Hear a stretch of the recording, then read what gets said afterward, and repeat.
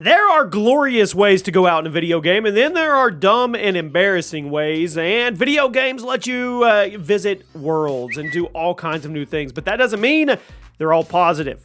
Welcome to Chaos Gaming. We're going to be looking at some of the most embarrassing ways that you can perish in a video game. Let me know which of these you're guilty of. Drop a like, and the first one is simple. Two words that we know all so well. Fall damage. Fall damage is present in most video games, and it never ceases to make you feel like a complete idiot. Now, it can be annoying going from game to game and trying to relearn what fall distances are safe and where the damage will actually start, but when you're in the heat of battle, it's an easy thing to forget. Some games like Apex Legends and Overwatch don't even have fall damage, which makes it really easy to forget that it exists in other games. So, the question is, how many times have you gone from Apex to Warzone and then flattened yourself on the pavement because you forgot about fall damage? How many times have you looked at a two-story drop and thought to yourself, yeah, it's fine, I can make it, right before you break your ankles on the ground? Fall damage is a necessary evil of video games, and it never ceases to make you look, well, you already know. And then you have some games where you fall off a 4-foot brick wall and you take damage. Anyway, let's move on. Go to the bathroom, or going to the bathroom. But before you go to the bathroom, make sure you turn those notifications on and make sure you're following the page and fully subscribed. Let me run a scenario by you, and you tell me if it sounds familiar. You're playing a battle royale game like Warzone or Apex Legends. You die before your teammates, so you think to yourself, I'll just run to the bathroom while they're playing. I've got time. And then while you're in the bathroom, they spawn you back in, at which point you either splat back down on the ground and kill yourself, or you get blown up because your character was just standing still out in the open. Does that sound familiar at all? Okay, hold on. How about this one? You're playing a multiplayer game like COD or CSGO. You click the matchmaking button. You think to yourself, hey self, I've got time to run to the bathroom while it's searching for a game. But then, while you're in the bathroom, you join a match. You get killed 4 times while AFK, and then the game kicks you for being idle. It seems like no matter how quick your bathroom breaks are, they always come back to haunt you. But if you don't go to the bathroom, you'll be in a loading screen for 10 minutes. Just wait until you're back from the bathroom before you hit the matchmaking button. Just trust me. Or if you have teammates that pay money to get you back, don't let them down.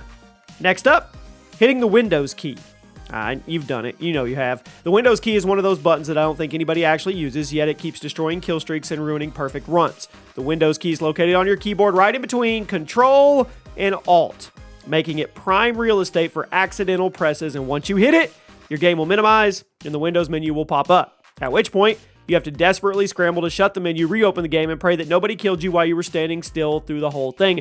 Many PC games now will disable the Windows key by default, which is a very, very nice gesture, and some PC gamers have even taken the Windows key off their keyboard to prevent it from causing issues. It's a rare mistake, but whenever you accidentally hit that key, you have a little mini heart attack.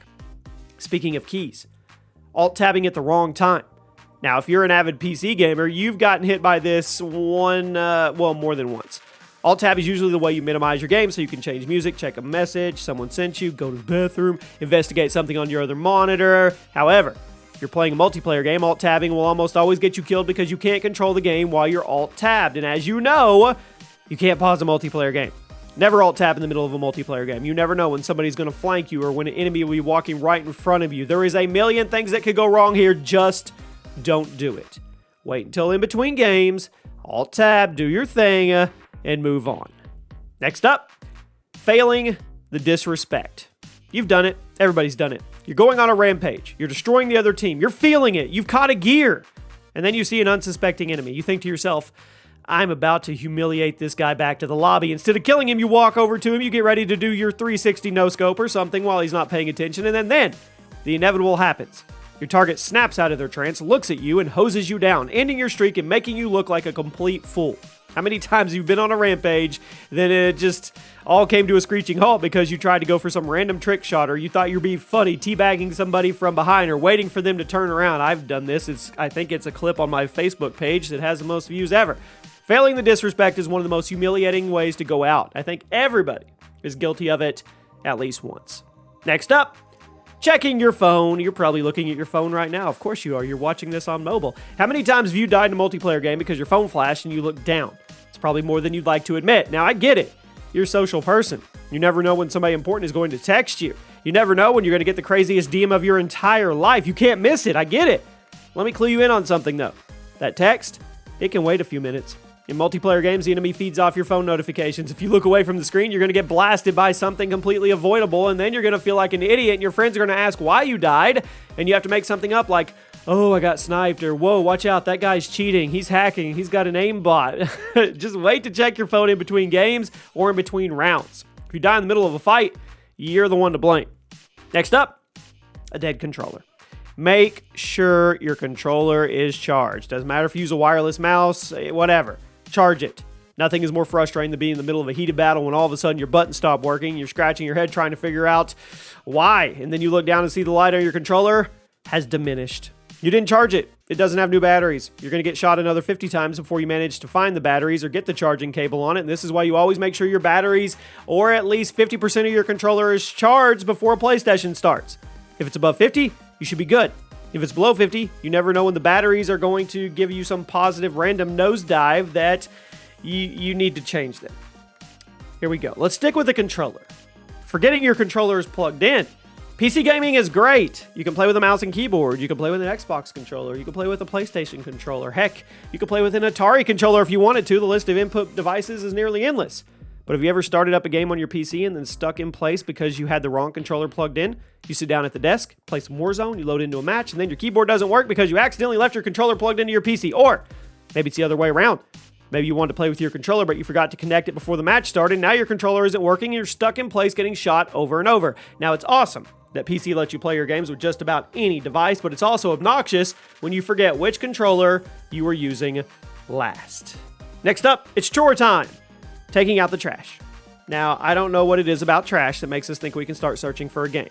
Take the trash out, come back before the match starts. Doesn't work. It's kind of like using the bathroom. Maybe you're playing Warzone, waiting to be bought back. You think to yourself, yeah, I can take the trash out before I get bought back. Then when you're back inside, once again, you already know. Your friends are yelling at you for being AFK. I can't be the only one who's died while taking out the trash. I mean, there's something about a bag of trash that makes us think we're faster than Sonic and we can make it back in time. Even if you do get the trash out really quickly, you get distracted. Maybe you need to get a snack. Maybe you need to check your phone. Maybe you need to pet the dog. You never know what could happen. By taking out the trash while you're in a game, it's never going to end well. Don't do it. Leave the trash for someone else to take out or just do it once the game ends. And at number 1 today, turning off the monitor by accident. Now, this is one of those things that should not be a problem, but it happens. There are 1,000 ways your monitor or TV can turn off in the middle of a game. Maybe you accidentally sit on the remote. Maybe your cat walks over the remote or your keyboard. Maybe your TV does that annoying thing where it turns itself off. Maybe you bumped your console and it jiggled the HDMI cable too much. Maybe you accidentally changed the input device for whatever reason. I guarantee that every single one of you has been playing a video game and your TV or monitor just randomly turns off. Then, as you're turning it back on, you are just praying that your character is still alive when you get back. Will your prayers be answered? Usually not. There you have it. Those are some of the dumbest ways that anybody can die in a video game. I hope you guys enjoyed, and I'll see you soon.